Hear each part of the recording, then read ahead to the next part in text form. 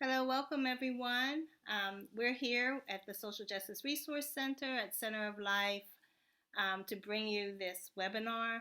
We're going to get started in a couple minutes. We're just going to make sure that we can let everybody into the webinar, and then as soon as everyone's in, we'll get started.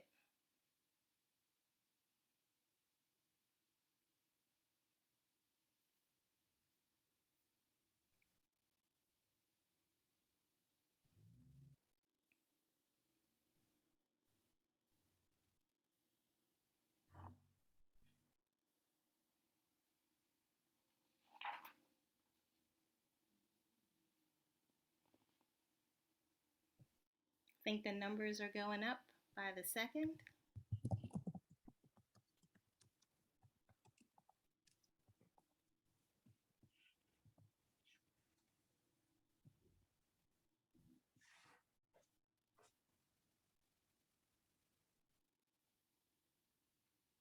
So good evening. I'm Donna Smith with the Social Justice Resource Center at Center of Life, and our mission is to pursue equity, justice, inclusion, and equality by educating and engaging the community. We know that these values are also important to you, and so I wanted to tell you about an upcoming art submission project that we're starting here at Center of Life. It's called The Art of Change, where you can express those values in an artistic way. We're opening it up to the general population, all of the community, starting in February. So, no matter what age, from elementary school to adult, we will be accepting digital art pieces. We will showcase the art in a traveling exhibit housed here at COL, and it'll be a digital virtual exhibit. Social justice activists, and we all can be activists, have historically expressed themselves through art. Art is accessible to everyone, and it helps us to open conversations with one another. We'll let you know through email and social media how you can get involved. We encourage you to pick whatever topic speaks to you the most right now concerning social justice and let your art do the talking. And we can't wait to see you. So that's something that we expect to launch in February, and I just wanted to give you a little preview about that. And now, on to our Zoom panel.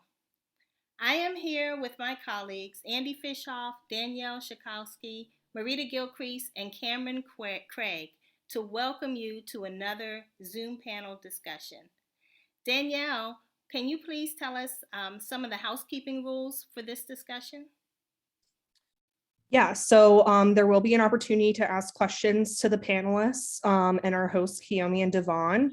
To ask a question, please use the Q&A chat if that is available to you. If it's easier for you to ask a question via the chat, then you could feel free to do it that way. And we will get to as many questions as we can in the time frame that we have. Any questions that we might not get to, we will send to the panelists, and we can get an email response back to you all within the next week and a half or so. And I just want to remind everyone to be respectful and to enjoy our panel. Thank you, Danielle. We are pleased to have social workers and counselors from our Hazelwood feeder schools. They will discuss what their roles are within the schools, the resources that they're able to provide to families, and how you can reach out to them for help. I'd like to welcome our panel. We have here Mr. John O'Connell from Minadeo. We have Stephanie Pergantis from Starrett, and we have Rachel Sonnet from Propel Hazelwood.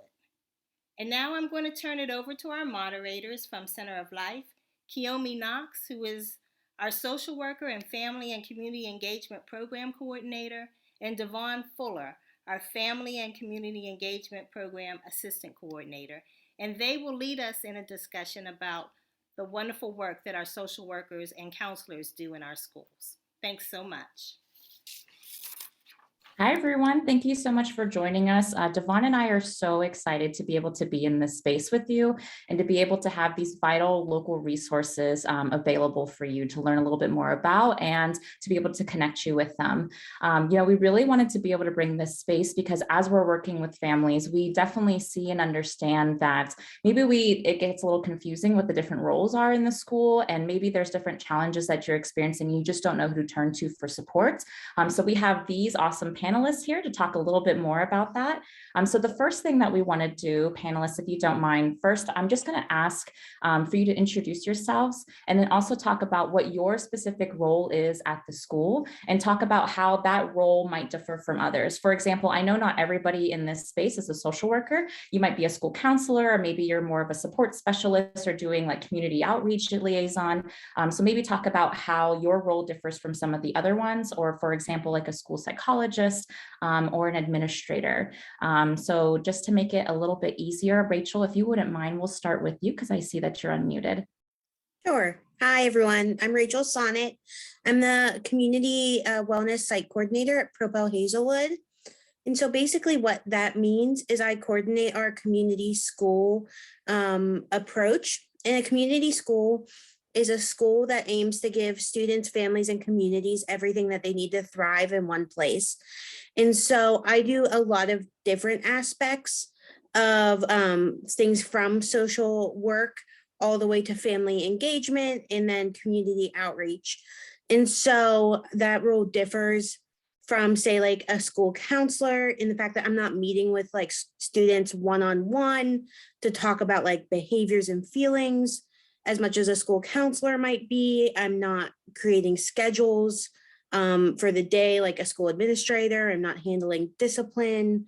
So I'm more on the family engagement side of the school. So like reaching out to families, making sure that families are connected into the school and that the community is also connected into the school. So is a really big part of my day-to-day work.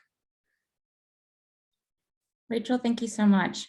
John, would you mind going next? Sure. Hi, everybody. I'm John O'Connell. I'm school social worker at Pittsburgh Minnedale, pre-K to 5. And one thing that with students in K to 8 in Pittsburgh Public Schools, the social worker and counselor role is basically the same. It's different once you get to high school. So, we're jacks of all trades. So it's hard to even know where to start, but attendance is on the forefront. And the reason attendance is because it's important for students to be in school regularly. And sometimes when students are not in school and we talk to parents, that kind of opens up other issues that may be there that we can help with. So we deal with homelessness, sometimes we have students that are in foster care. During COVID, we've had students who did not have Wi-Fi, devices having issues. Right now, I feel like I talk to the nurse, like I might as well move into her office with her because I'm talking to her all day long, just trying to deal with who's not in school, why they're not in school, who I should be calling, make phone calls every day to parents, if students are not in school, connect to resources. We've got school-based providers that come into the building. So in Minnedale, we have the Children's Institute that does school-based therapy, and we have Western, used to be called Western Western, I think it was called Western Pennsylvania Psychiatric. They do prevention work in the schools, which is classroom presentations, meet with students on a regular basis. Some students I've regularly scheduled to see me. Some students, it's kind of on a drop-in if they need to see me, if a teacher needs for them to see me. And I'm sure we'll get into some other aspects soon. I think that covers a lot. Thank you so much for that. And then Stephanie, I would love to hear from you. Absolutely. I'm so glad Mr. O'Connell mentioned that in K to 8, we do function as one.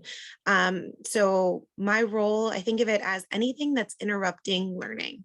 That's my job to support the families and support the students in anything that is getting in the way of students learning, whether that's behavior, whether that's initiating a special ed process, and additional supports there, whether that is struggling in the community in some way, whether that's homelessness, like Mr. O'Connell mentioned, something getting in the way of them coming to school. So that is my primary function. If something's getting in the way of the student learning, then my goal is to support the family and work with the school and create a team to support those students and get them the supports that they need. Additionally, one thing that we also do is career and college readiness. So in the counseling and social work office, we provide classroom lessons to give the students knowledge on budgeting, knowledge on different colleges, knowledge on different after high school options, as well as helping them understand their interests. What are their strengths? What do they like to do? What could that be a career? Like how could what they're interested in and the way they learn, if they're a kinesthetic learner, how could that lead to different careers? So a lot of my work every week, I'm in classrooms on Wednesdays, usually doing whole class lessons with our students to help them explore that in their social studies classes. So that's one of my favorite parts of my job. Those should be finishing up soon. And then I will be starting small groups on Wednesdays. So that's the other thing I'll do. So our school-based providers this year with COVID are really overwhelmed. We do have similar providers as Mr. O'Connell mentioned. We use Family Links, but they're currently full. So we're trying to get another therapist in the building, but until we can do that, we've been creating waiting lists for students to participate in groups. So I'll have 5 to 6 students that'll meet for about 30 minutes. So one period a week, on one day a week. Thank you so much for that. And I really liked the way that you put it that, you know, your job is really just to support with anything that interrupts learning. I thought that was a really beautiful way to summarize that. And yeah, there's just so, I mean, it's great that so many people are reaching out, right? So we definitely encourage that, but there is, you know, wait lists everywhere. And so when we do, we are going to get to a spot where we talk about, you know, how are we helping families navigate during this time and try to connect to those resources. You know, if there's anything else that anyone would like to add on to those pieces and talking about that, I think that would be great. But I'm going to go ahead and pass it over to Devon so we can talk a little bit more in depth about the resources that you're connecting families to. Thank you. Yes, I really liked how you worded that, anything that interrupts learning. And with that being said, our next question is, how can school social workers and support staff be used as a resource for families? What are some examples of resources you can connect with them with, and how would they contact you? So I'm sorry, of course, those resources that families would seek out to you all that may be interrupting the students' learning. How can they, what resources are available to them through you, and how can they contact you? So I'm happy to start just because I'm unmuted. One of the biggest things that we do in our building and in all Pittsburgh public schools is we have what's called an SAP team, or Students Assistance Program Plan team, where we meet regularly with a group of teachers and administrators for students to create plans to support them. And so one of the things that I first suggest to parents when they're struggling, when their students are struggling, I have middle school students, so a lot of it is I'm trying to get my student on board with X, Y, and Z, and they're really fighting me on it. Or, you know, we're struggling with anxiety, depression, who knows, whatever the issue might be. I always suggest that our parents sign a participation form for the student assistance program. And really what it allows is the parent can be part of that process. And it allows us to meet with the parent and talk to them and a group of teachers who know their child to come up with ideas. And some of those ideas are simple as a mentor in the building, a check-in and check-out program where they have a specific teacher where they sign in the morning. They have different behavioral goals or learning goals that they're trying to reach throughout the day, and then they check out at the end of the day.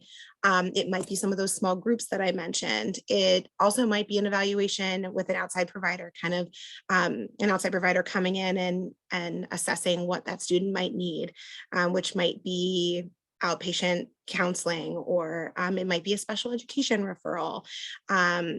Those are just some of the options, but usually I start there when it's a specific student concern that I recommend going into that student assistance team and using those resources so that we can creatively brainstorm and come up with ideas. And the parent is absolutely part of that process. Oh, and then how to contact me, I think was the other piece I might have missed. So my direct extension, my phone number is one of the good ways to reach me, because if you leave a voicemail, it goes to my email. So that's 412-529-8056. You can also call the main number and just ask for the counselor or social worker. If they ask for the social worker, even though I'm a counselor, it comes to me as well. So if you just ask for one of those, and that main number is 412-529-7100. And that, I would say, that works for any Pittsburgh public building. If you look on Google and for your child's school number, call that main number and just ask for the counselor or social worker. They will transfer you over to us. And I can also be reached by email if that's easier. And my name is kind of long, but you can maybe see it. It's S. So my email is spergantis1 at pghschools.org. Thanks. Okay, and I'll just jump in right there and pick up where Stephanie left off. So I'll start with my contact. So my direct number is 412-529-4024. The school's direct number is 412-529-4015. And my email is joconnell1@pghschools.org, leaving the apostrophe off my name. And email is really, like I always tell parents, you can leave me a message. Email is often, especially if you're calling during times like dismissal time or lunchtime or arrival time, if you send me an email, it's easy for me to get back to you, but phone calls also work. So, we also do SAP in elementary school. And the other thing that, we do in K-8 is it's called MTSS. That's multi-tiered systems of support. So that can also include SAP, but the part I'll talk about is the academic part. So an example would be somebody calls me, and I've got a lot of these phone calls this year. My child is in kindergarten and they seem like they're just really behind everybody. They're not, they're not reading. The teachers are calling me all the time. They're not reading like they should, or they don't know all the letters or all the numbers. And a lot of times what parents will say, and they need an IEP. And what I ask at that point is, well, let's back up a little bit and let's look at where the child is right now before we jump into doing a full evaluation. You're always welcome to do that, but sometimes it helps to have those meetings like Stephanie talked about with SAP, have an MTSS meeting where we come to the table and with parents and teachers and our school psychologists and talk about what are the child's needs and what are the child's strengths, because every child has strengths as well.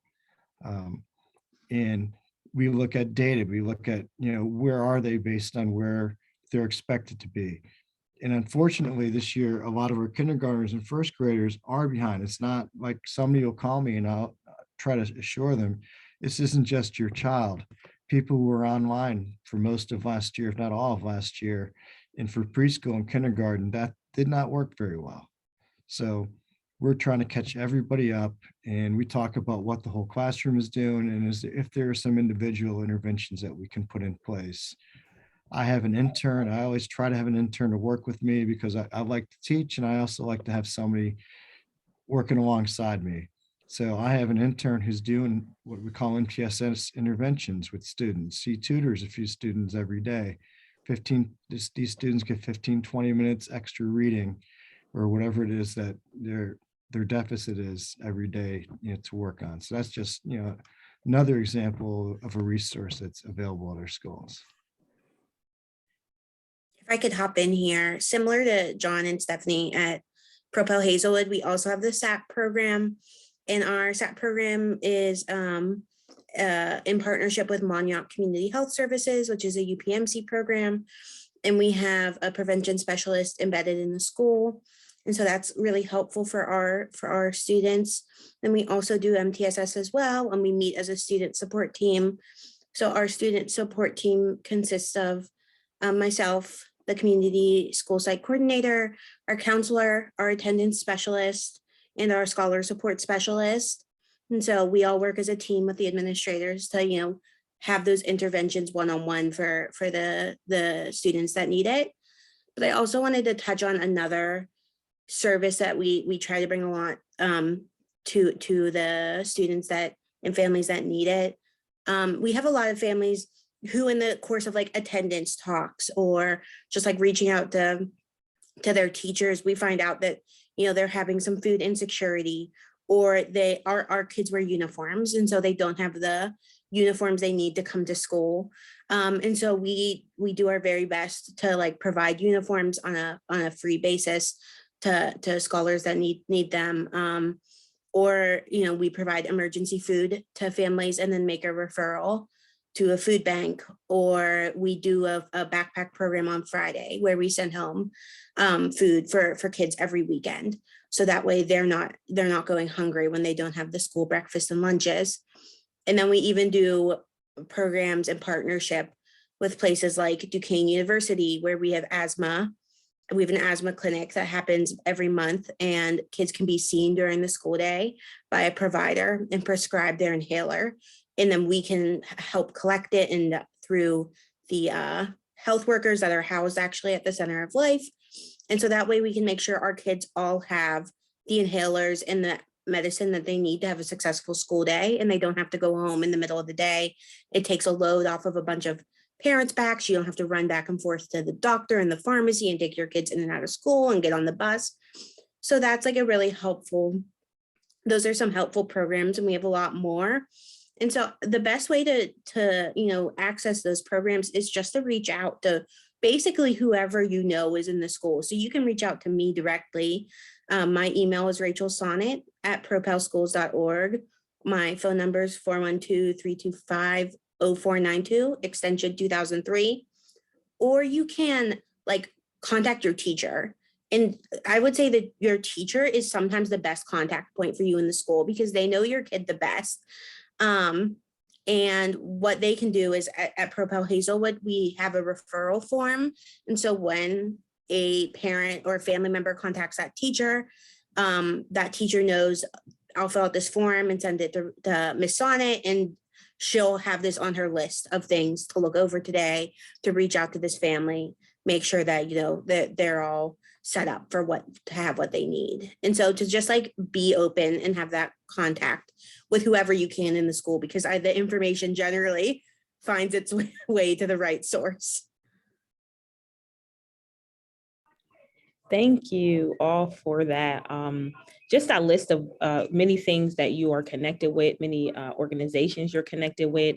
It's very helpful for the families to know that they can go to a familiar face and still get connected to these programs that they may not know anyone in. So thank you for answering that question. I'll pass it on to Kiyomi.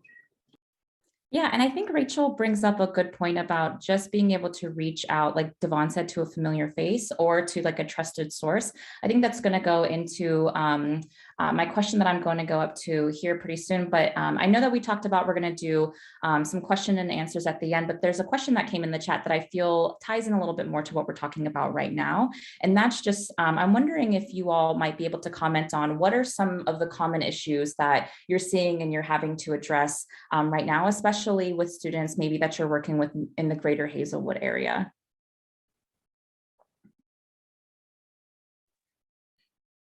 I think transportation has been really challenging for our students.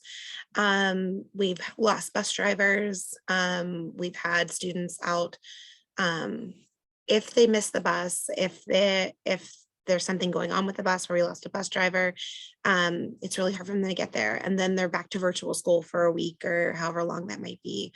And a lot of our families don't have transportation. So we're Z-cabbing or if kids are sick, sending them home in cabs and things like that. I think that is one of the big things that I see with our students in Hazelwood.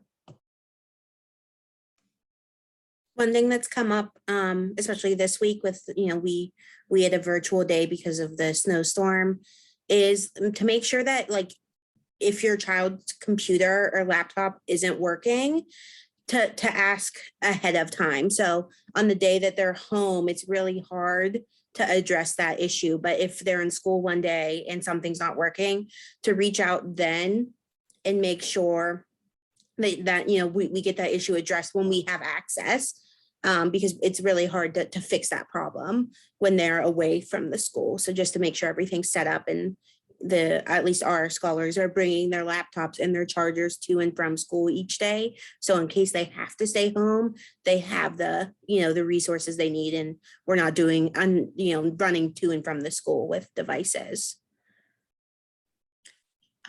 Just to jump on what you said there, to add to it, I agree. And I think that also if parents do or guardians do not have a Wi-Fi connection, if they're struggling with can only get maybe access to their phone, let us know. Pittsburgh Public can order hotspots for families. We just need to know ahead of time. It takes usually about 5 days or so to get those. But if you just call the main number, call me, we can order a hotspot. We just have to connect it to a child. We can't just we don't have hotspots just to give. We have to have the name, order it, and then they're provided at no charge. Okay, and another issue that's coming up, especially since coming back after the winter break, is should I keep my student home from school, or I am going to keep my student home from school because they're sick.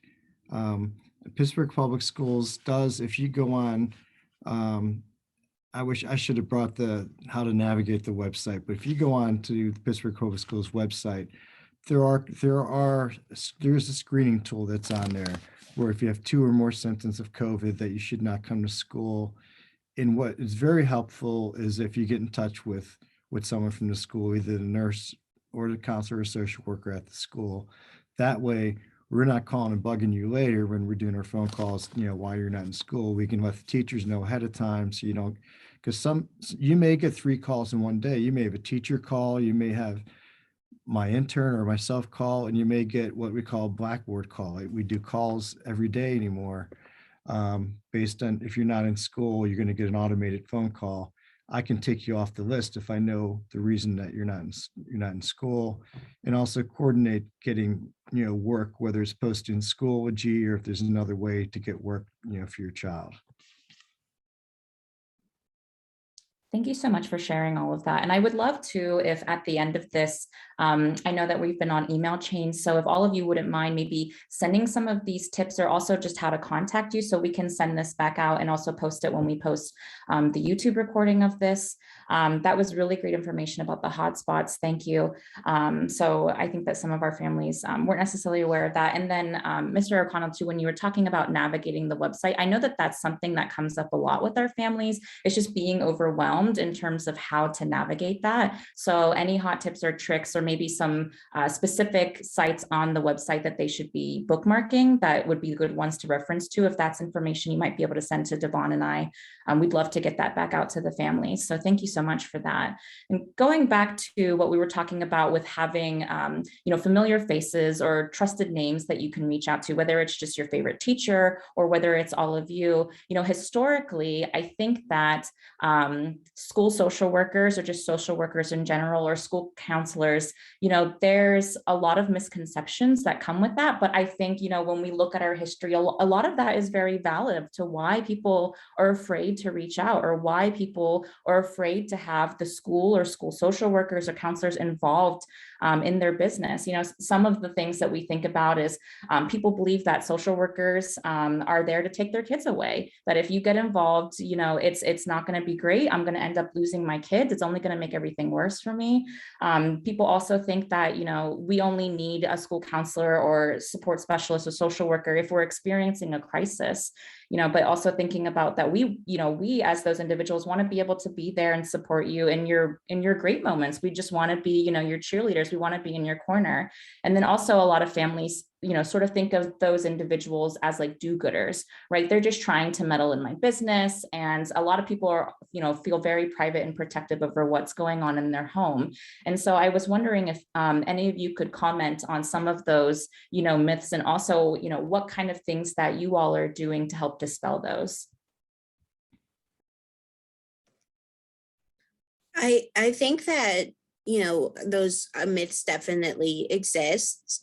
And I think the way to prove or get the trust of the families that we're working with is just to be really present and visible, and to talk to families in situations where it's not the crisis. So the first time they should be hearing from you is not like this, your child hasn't been in school for 7 days and now, there's a concern, but they should know you and know your personality. And so we try hard to have a lot of like events that families are invited to in the school.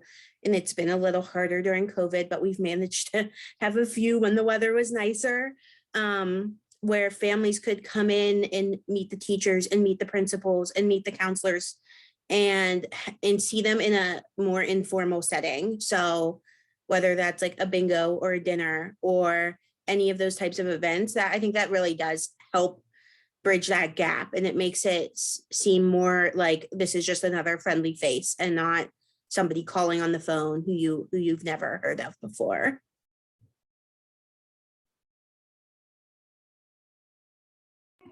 Thank you. And I'm so glad that I believe Mr. O'Connell, you brought up that point of like being proactive. I believe Stephanie as well brought up that point of being proactive, of if there's an issue, calling ahead of time. If my child needs to stay out, calling ahead of time. So with that being said, the next question is, if a parent or caregiver has a student that is facing a challenge, what is the best way for that parent or caregiver to advocate for their child? I know we spoke of many ways to contact you, but what is the best way for a student to advocate for their child to get the help that they need? I think understanding, how to word things, could help. And that's, when we get the resources together, I'll send you out. I have a pamphlet that I created about the MTSS process, which is just a one-pager that I share with parents, which is, how do I ask for help if my child is struggling, and what will happen when I ask for help? What are the steps that are taken? Stephanie, I know that we also have a District 1 and SAP that we can share, student assistance programs. So sometimes it's just knowing what to ask and who to ask. And if you're trying to ask someone, they're not answering, who do you go to next? So like, Rachel had mentioned earlier, often it's important to go to the teacher first. The teacher spends more time with your child, go to them first. But if a teacher is really busy, or maybe we've had times when teachers have been out sick for a couple of days at a time, if someone's not getting back in touch with you, call the main office and say, I've been trying to get in touch with this teacher. Is there someone else I can talk to? And 9 times out of 10, they're going to connect you to me. So you can always just call me directly as well. And I'm sure I've seen heads nodding. I think it's typical for counselors and social workers to get a lot of calls, and that's fine. Absolutely. Just to add a little bit on, I think that, when our kid is struggling, we just want answers. We just want to know what's going on. We want we want to help. We want to be that voice that our kid maybe can't be. And there's a lot of emotion as a parent whenever I'm advocating for my child. And so, and I see, families, and I see that emotion come out because they know their kids best, right? Like, and so when I have parents call, or I have, guardians call, I really try and listen, and just take notes on what they're saying. What are the big words that are coming up? Worried, anxious, depressed, behavioral. What are the key terms that the parent's saying? What are they looking for? What are they worried about? What are they scared about?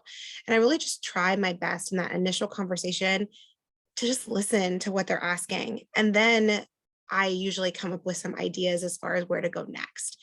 So if anybody in my school just wants to vent about something that's going on, like I can be that ear, and then help you to kind of carve out your next steps. Is that MTSS? Is that SAP? Is that a communication with the teacher? Is that a meeting with the principal? Is that just a meeting with the student and one teacher? Maybe it's only one issue with one teacher, but that's not that that still needs to be addressed. And so I think that just giving you space to vent, I'm here to be that as much as possible. And then together, you get to together I can help, but you get to decide ultimately where it goes. And so that's my it's kind of my philosophy on how to do that. I also think that there's a lot of power in letting, especially kids as they get older. So I would say like fourth grade and above can really start to advocate for themselves in a pretty significant way. And so like letting kids know what the resources are that are available to them in the school. And because I have kids come up to me all the time and say, Miss Sonnet, I don't have this. And so like, instead of it being the parents having to call and find that person, they can just come and find me in the hallway. And I think we need to give kids as much like responsibility as possible, because they really can, especially middle schoolers. They know what they need, and giving them that space to tell you, I think, is important. I think most schools have this, but just to add on, we have like a hygiene closet. So if, a kid comes and they are out of deodorant, shampoo, soap, gel, hair cream, anything like that, we have all of those things. So that's something, to ask me or the main office to get that resource. I really like how you put allowing the students to advocate for themselves, but letting the families or the parent and the caregivers know to let them know what resources are available to them, because they're their first point of contact. So I really like that. And also I like that Stephanie put in for families and for parents to, hey, call and vent even. If things are getting overwhelming, you don't have quite what you need, maybe I can pick apart that conversation and see what resources I can help you with. I think that's really open, and I think families will really appreciate knowing that they have that connection in the schools. So I'll pass it on to Kiyomi. Yeah, thank you so much for that. And I think, just talking about the power and choice and the power and voice, when we give that to our students or our families, how far that can go, versus I think that maybe some families feel, very powerless when they get into these corners or they get into these systems and they feel like they're being drug along, and they don't really have a voice in kind of what's happening. And we talked about this a little bit earlier, but I want to make this next one a little bit of a two-parter, because I do see some questions coming in about partners and out of school time partners. So just thinking about, everything that's gone on during the pandemic and COVID, and just how much it's been such a game changer for schools in general. I mean, as we know, it's different every single day. We really don't know like what's going to happen. And I'm just wondering if you all can talk about, how have you adapted to this new environment, and how are you helping families to be able to adjust to the uncertainty that's coming from the pandemic and through all of this? And then after that, I'd like to talk a little bit about partners too.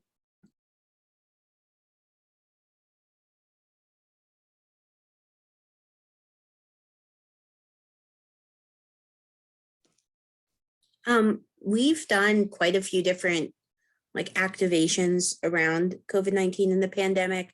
So from offering vaccines on site to families and students, we've held 2 rounds of vaccination clinics for families. In 2020 and 2021, we offered a lot of like webinars around like what is COVID-19, what are some myths and what are some facts, some best practices for families, especially as we were first coming back to school. We had a lot of families like really nervous. And so to share like what are the best masks and how do you wear a mask, and those things was really important for families. We of course also provide masks to all of our children every day. So, if a child comes without a mask or their masks get dirty throughout the day, they'll get a new one. And just like having those resources available and even like referring families out to other places where if they want to get like their child vaccinated, but they don't know where. I've done some research for families so I can like help them find the place closest to their house or the clinic for them.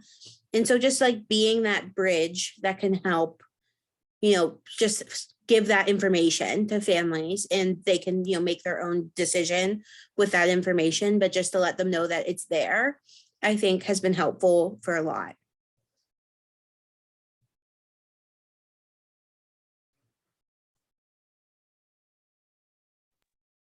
Yeah, thank you so much. Stephanie, did you want to comment? I just wanted to say that to add on, so we've had district-wide vaccination clinics and things like that, and we provide masks as well. The one thing that I have been doing is in my whole group lessons, I've been working with our prevention person, and we've gone into almost every classroom. I think we have 2 classrooms left, and just done a conversations about COVID and just sort of what the students have experienced over the last year and a half, just kind of letting them talk about it a little bit and talk about how it's impacted their learning, how it's impacted, maybe their career, but what their trajectory is, what they're feeling as far as all of those things. And then it's really helped us to identify some students that might need additional supports. So when students are talking in their small groups and then in the class, kind of keeping an eye, looking and seeing how different students are reacting, and then talking to those students and then reaching out to families to see if students might need additional support around that. So that's one thing that we've been doing. We have our 6th grade left, but we've done 8th and 7th in those lessons, and it's a 2-part lesson. So.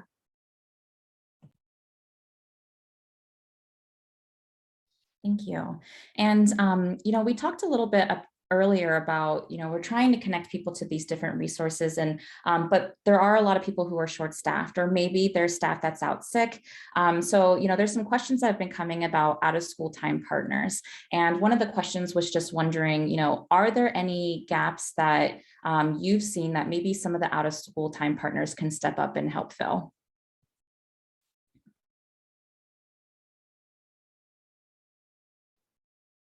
I think yes. I think after school sports not being there or only being there if the parents can provide transportation has been a huge gap.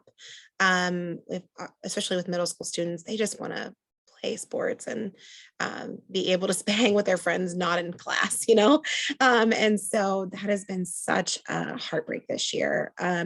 We are doing them, but it's just not the same. They've tried to do some things during the school day, like during recess and things, but that's only 15 minutes. It's just not what it was. And we do have an amazing librarian that runs a bunch of clubs that used to be after school that she's doing during lunch, and those get to be the full half hour for their lunch. But again, it's just not quite the same. So we partner with Mount Aaron Baptist Church with our be a middle school mentors, not just 6th grade anymore. And they are starting to come in and recruit for that. We've held off because of COVID and who we're letting in the building and not, and things like that. And so that's going to be starting. So hopefully that will help to fill in some of those gaps. But yeah, absolutely. We're feeling it for sure this year. Yeah, so another gap that I just thought of, Stephanie was talking is, and I think there's a question related to this, is about helping students who maybe have some more academic needs. As I said, my intern, who's one person, is doing some of these MTSS interventions, these academic interventions, where we used to have like 3 or 4 adults, retirees that would come into our building who are no longer doing that just because of COVID. So we can always use help with academic resources, and it's not teaching, it's more of reteaching and helping reinforce what the teacher has already taught. We're lucky to have an in-house after-school program that is free to all of our scholars, but the gap is for our scholars that don't live in Hazelwood, as we are a charter school. We get students from all over Pittsburgh, and we don't are unable to provide transportation home. And so students that live in Hazelwood actually have great access to the program because it's not a hardship to get them home from the program afterwards. For most families, it's our families that live in the Hill District and in Homewood and over in, McKees Rocks. That's a bit of a drive for a family at the end of the day. And so that's been a gap.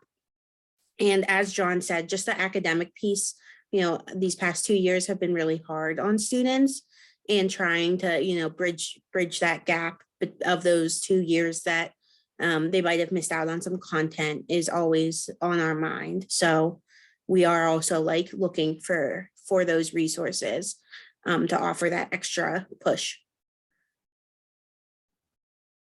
Thank you so much. I think it's important to recognize that, we are all a community. So, obviously Center of Life is an out of school time partner. So just being able to hear where some of those gaps lie and being able to, get that feedback about how we can also, evolve our programming to be able to meet some of those needs, because we know resources are strapped in a lot of different places.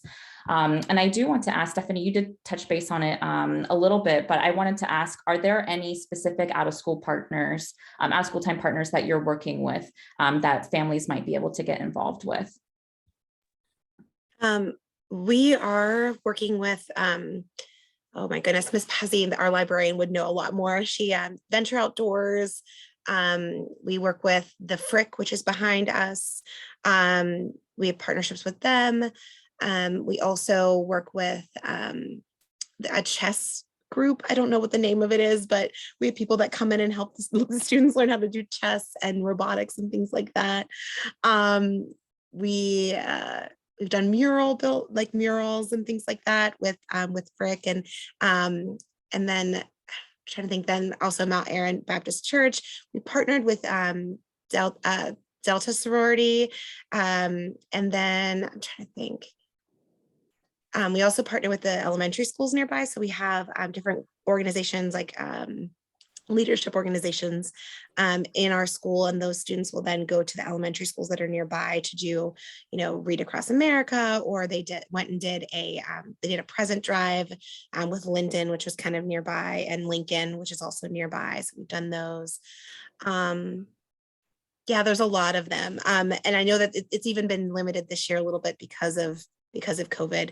But I think I already mentioned Mount Aaron Baptist Church, and yeah, so that's who off the top of my head. But if you check our web, I think they're all listed there. There's a lot more. Yeah, our after school program also partners with a lot of outside organizations. I know they partner with Community Kitchen, which is in Hazelwood, to offer some free cooking classes to families. I think they have a partnership going with the Pittsburgh Parks Conservancy right now. One of the programs that I do for our students is we do a program with Reading is Fundamental called Books for Keeps. And so they come into our school 3 times a year, and all scholars grades K to 6 get a free book during that visit, just to try to supplement their libraries at home, and kindergarten gets a free book from them once a month. And so that's a really great partnership. But the after school program has so many more partners. I can't possibly remember them all. They've artists in there every day. So yeah, it's definitely fun for those kids that do stay. Yeah, no, I think that's great. Thank you so much for even just giving us a glimpse into all of the different partnerships that you have. I think that gives families, a taste of some different things that they could be involved in, and certainly they can reach out to each of you. So for more information on that, I am going to pass it over to Devon, because we do have some questions that are coming through the chat, specifically about spaces for parents and some kind of concerns that they have there. So Devon, go ahead. Thank you. Before we wrap up or get to a summary, like Kiyomi said, there are a few questions in the chat surrounding around tools to help parents, of course, continue to advocate for their children, as well as a space for parents to possibly be on site. We know during COVID times right now, maybe not be on site, but even virtually come in and assist or or just be a presence. So are there tools that your school shares with parents that help them better understand homework that their children, that their students bring home? So last year, we actually did a webinar with Kiyomi, and it was called Ask a Teacher. And all of our teachers still have access to those slides, and we can share with parents on an as needed basis. And we just put together some general like benchmarks that your child should be at academically in English and math.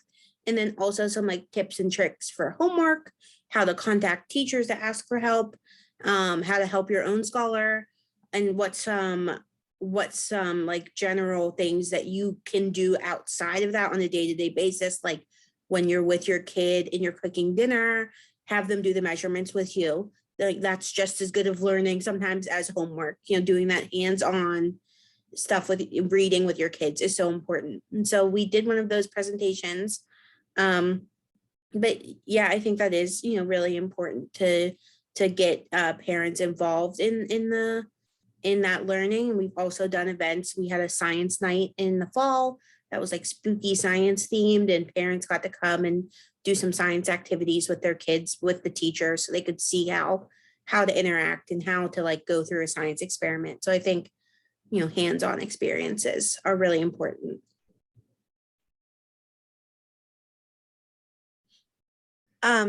We, as far as middle school, so we've sort of done away with homework per se. It's a lot of things that weren't able to be finished in class, or it's longer term projects that they also have time to work on in class, but can also work on at home. They're in school a long time. And and so as far as their middle school things, unless they're making up work or trying to get ahead on a project or something like that, for the most part, our students don't have a ton of homework. However, our teachers are very available via the Talking Points app. That's one thing that I would encourage all families to download.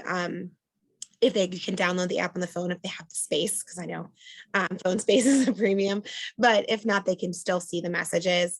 And that is one great way to get in touch with teachers. Sending a quick message, didn't understand this assignment, and teachers are usually able to respond within 24 to 48 hours, and that's on the longer side. Usually it's much unless they're teaching, of course. We also have a parent engagement specialist at Starrett, which we've done some activities last year. We did a painting event where our art teacher led, like we sent home, while everybody was off with COVID, we sent home canvases and material. And then our art teacher led a virtual painting so that all the families could paint together. And this year we did another virtual activity where we got those Halloween houses, kind of like gingerbread houses, but they were like Oreo cookies. And we did those as a family. And then also the teachers all did them. We partnered up with it. I was partnered with the principal, and teachers were partnered together, and we made these houses together virtually. So we're trying to find ways, even though we can't bring families into the building the way that we were prior to COVID, to connect families. We also send out a monthly newsletter that has, all our contact information, everything that's coming up in the next month. Thank you. I love hearing about those activities that you all came up with. And just like you said, just the resources to help with the homework. Of course, we had Rachel with our Ask a Teacher series. So those are great resources. But you mentioned, Stephanie, about the parent coming in and helping with the activities and things of that nature. But you also mentioned about and I lost my train of thought, of course. But you mentioned about the homework and getting that help with the homework, as well as Starrett not having much homework for the 6th through 8. It's coming back now. And so is this just something for Starrett, or is this all across PPS middle schools? Because I think that's a great question for our out of school time partners who are helping with that extra homework help after school. Should our out of school time partners not expect much of our K through 8 students to have homework? Okay. Sorry, I actually have to scoot off really quick. But from what I see, it's sort of it is a pattern that homework, there's not a lot of homework. Mm. I apologize. My daughter needs me. Thank you all so much. Yeah, Thank you, I can hop Stephanie. in. Alright. Bye, Thank you. Stephanie. Go ahead, Rachel. Yeah, I would say that's a pattern I would say there is less and less homework being sent home. I know we've talked about that quite a lot. Like, if you are going to send homework home, it shouldn't be 25 questions. It should be 3. So you can get the same information. Does somebody know the concept from 3 questions as you can from 25? So to just like assigning massive amounts of work is not helpful for students. I mean, we go home after our 8-hour days and we don't want to do any more work. And I think that like mindset is the same for students. And so how much are they really getting out of doing work on their own with like not a lot of guided instruction sometimes? So there is, I think, a lot of that trend is, like Stephanie said, more of a, if you missed an assignment, or is it like a really big project for the class, then that might be more at homework rather than, you know, maybe what we grew up with you got a math worksheet every day that you had to bring home and do. Thank you so much, Rachel. And that puts a lot of things in perspective, as well as just the caring of the students' mental health and just letting them get a break and knowing that taking a break is okay. I truly am excited to hear that the schools are, you know, advocating for students to say, hey, just take a breather for a moment. We had a really good long day. But I didn't know, Kim, if you wanted to and ask any more questions in the chat before I wrapped up. I think just to be respectful of time, and just because Rachel, we don't want to put all the pressure on you. I think that we'll send out some of these other questions and any other questions as people are watching this at home, you know, and there's anything that sparks, you know, an idea or a thought. If you want to send that to Devon and I, we would, you know, love to send that out to the panelists and be able to get answers back to you. We can also post that again. We will share this on our YouTube page, so we can post the information about how to contact people. I've been taking some notes because I am also learning in this space, so we can post those things. And then along with the answers to some of these questions, I know Devon's just going to kind of be able to provide us a little summary here, but, you know, to all of our panelists, and Rachel for hanging on here to the end, thank you so much for being here with us. Again, we just really wanted to be able to hold this space to connect our families with these vital resources and just be able to help them, you know, bridge the gaps and understand that there are people at the school that you can reach out to for support. You know, it's always great to have a couple extra cheerleaders in your corner, whether you're having, you know, a hard time or you just want someone to celebrate the wins with you. So thank you so much for the work that you all are doing. And thank you for everybody at home for the hard work that you're doing. You know, as Rachel talked about, like, you know, so we're working 8-hour days, but, you know, so are you, and you're doing your days, and then you're coming home and you're parenting and you're making sure that little lives are succeeding. And that's a lot of work. So, you know, please just be able to give yourself that credit where it's due and that praise. You know, we see you, and we're here for you here at Center of Life. And, you know, Rachel and Stephanie and John, we're all here for you. So yeah, just thank you so much for having this space with us. Yes, thank you. And as to summarize, is there anything that you would like to add, any information that you would like to quickly go over for everyone who's joined here tonight before we close out?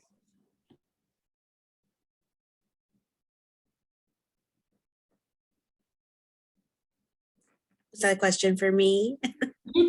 Oh, no, I'm good. Just, you can always reach out to me if you want to at rachelsonnet@propelschools.org. I'm up at the school almost every school day. If you want to stop by, you can ask for me. They'll call me up to the office. We can chat. Yeah, so I just want to thank Center of Life for, you know, inviting me onto this panel. It was great. Thank you so much. Thank you. Thank you. I want to thank, of course, everyone who brought this together, all of our panelists, as well as our Social Justice Resource Center. Please continue to keep a watch out for all of our email blasts. And Social Justice Resource Center, of course, has many things coming ahead, as well as Center of Life. Thank you all for joining us tonight.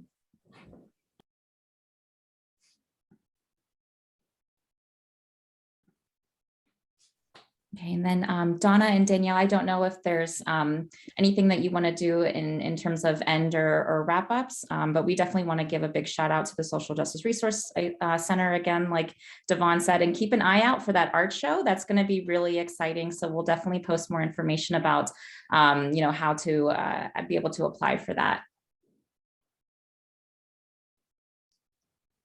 Just saying thank you to everyone who has participated. Thank you so much, Rachel. That was great information. I'm sure that so many of us now know a little bit more about what social workers and counselors do in our schools. And I think we are all encouraged to reach out to you guys if we ever have an issue or just to say hello and to see what's going on in the school. So thank you all so much. I really do appreciate it. And this concludes our program. Bye-bye. Everyone. Bye-bye. Thank you.